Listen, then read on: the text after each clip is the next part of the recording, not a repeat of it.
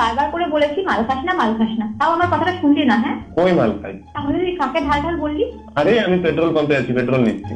ঢপ দিচ্ছে ভাই, ছেলেরা এরকম অনেক বলে ভাই। আমিও বলেছি যখন প্রেম করতাম তখন আমিও বলতাম যে ভাই বন্ধুদের সাথে মদ ফদ খেলে বলে দিতাম হ্যাঁ পেট্রোল পাম্পে তেল ভরাচ্ছি, তারপর কিন্ডারগার্টেন স্কুলের বাইরে এসেছি কিছু বাচ্চাদেরকে ট্রফি দেবো বলে, এরকম আমিও বলেছি।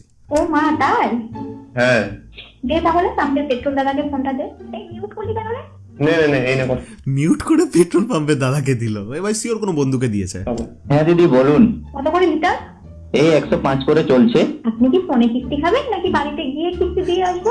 মানে মানে আপনি কোন পাম্পে কাজ করেন? সাধারণ বোর্ডটুকুও নেই, পেট্রোল পাম্পে ফোনে কথা বলা চলে না এটুকুও জানেন না? তাই তো ভাই ভুলেই গেছিলাম, পেট্রোল পাম্পে তো ফোনে কথা বলা যায় না বাড়া। ভাই মেয়েরা কি করে মনে রাখে এইসব? আর একটা কথা পরিষ্কার করে দিচ্ছি, আপনার সাথে যে আছে ওর চিকেন চলে না, চিকেন খেলে চুলকানি উঠে যায়, তার জন্য 3 মাস ধরে ওষুধ খাচ্ছে।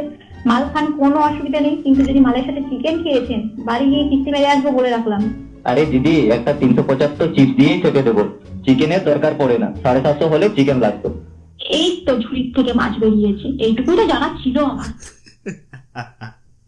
কি সুন্দর একটা টোপ দিল আর ভাই ছেলেটা গিলে খেলো। দিন এবার ওকে ফোনটা দিন তো।